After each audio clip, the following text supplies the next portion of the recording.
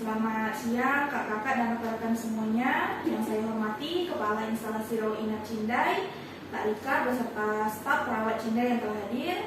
Alhamdulillahirrabbilalamin. Assalatu wassalamu ala asrofil anbiya'i wal mursalin Sayyidina Muhammadin wa ala alihi wa sahbihi ajma'in.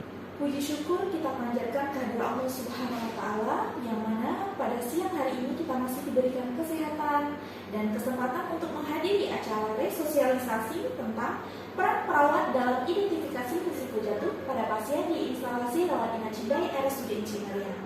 Tak lupa pula kita haturkan kepada junjungan besar Nabi Muhammad SAW dengan mengucapkan Allahumma sholli ala Sayyidina Muhammad wa ala alihi Sayyidina Muhammad. Izinkan saya untuk menyampaikan sosialisasi tentang peran perawat dalam identifikasi risiko jatuh pada pasien di instalasi rawat inap Cindai RSUD Cimariah. Saya yakin dan percaya bahwa kakak dan rekan perawat semuanya sudah melakukan identifikasi risiko jatuh pada pasien. Nah, tujuan saya ialah merefresh kembali ilmu yang telah kita dapatkan sebelumnya agar pelayanan kita lebih optimal. Nah, keselamatan pasien merupakan indikator yang paling utama dalam sistem pelayanan kesehatan yang diharapkan menjadi acuan dalam menghasilkan pelayanan kesehatan yang optimal dan mengurangi insiden bagi pasien. Nah, kemudian di sini ada tujuan umum dan tujuan khusus. Tujuan umum yaitu mengaktualisasikan peran perawat dalam menjalankan tugas di instansi dengan memberikan pelayanan kepada masyarakat yang berkualitas dan bermutu. Kemudian tujuan khususnya yaitu meningkatkan kualitas dan profesionalisme perawat dalam mengidentifikasi risiko jatuh pada pasien dengan mengikuti standar operasional prosedur atau SOP yang telah ditetapkan berdasarkan standar dan kebijakan yang berlaku. Nah, kemudian di sini kita masuk ke dalam konsep dasar pasien safety. Kenapa risiko jatuh ini erat kaitannya dengan pasien safety? Karena risiko jatuh ini merupakan salah satu dari sasaran keselamatan pasien. Nah, sedangkan pasien safety itu sendiri adalah bebas dari cedera aksidental atau menghindarkan cedera pada pasien akibat perawatan medis dan kesalahan pengobatan. Nah, kemudian tujuan dari pasien safety ini sendiri adalah terciptanya budaya keselamatan pasien di rumah sakit, meningkatnya akuntabilitas rumah sakit terhadap pasien dan masyarakat, menurunnya kejadian tidak diharapkan di rumah sakit, dan terlaksananya program-program pencegahan sehingga tidak terjadi penanggulangan KTB.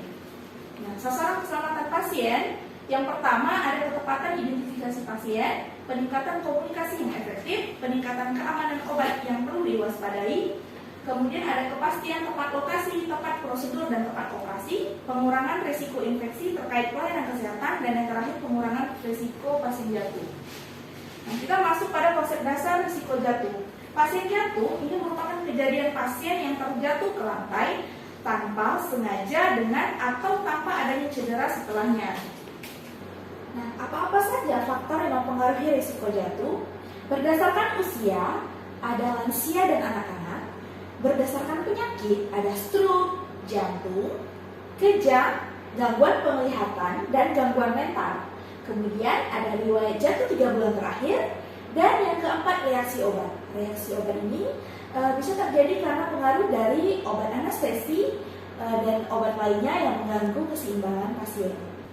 Nah, bagaimana pencegahan risiko jatuh? Yang pertama, kita melakukan pengkajian risiko jatuh. Untuk pasien anak ini menggunakan skala Humpty-Dumpty, pasien dewasa skala Mohs, dan pasien lansia Sydney Score. Kemudian jika hasil pengkajian menunjukkan pasien mempunyai nilai atau skor risiko jatuh, maka perawat bisa menentukan intervensi yang akan dilakukan dan disesuaikan dengan kondisi pasien. Nah, untuk pasien dengan risiko jatuh tinggi itu dilakukan intervensi persip dan dilakukan monitoring setiap 2 hari. Sedangkan untuk pasien dengan risiko jatuh rendah atau sedang itu dilakukan intervensi setiap pagi dan dilakukan monitoring ulang setiap 3 hari. Misalnya ada pasien dengan vertigo masuk ke rawat inap pada hari Senin, kemudian kita lakukan pengkajian dan intervensi setiap shift pagi, sore, sama shift malam. Kemudian kita monitoring ulang kembali setiap pada 2 hari ke depan. Misalnya dia masuk hari Senin, berarti kita melakukan monitoring ulang pada hari Rabu.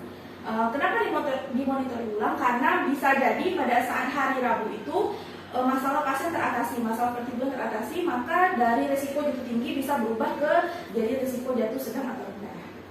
Kemudian untuk penandaan risiko jatuh, di sini kita sudah menerapkan gelang risiko jatuh yang berwarna kuning. Kemudian ada kalung penanda risiko jatuh, dan yang terakhir ada stiker. Sekian, terima kasih. Saya mohon kritik dan saran yang membangun dari kakak dan rekan perawat semuanya.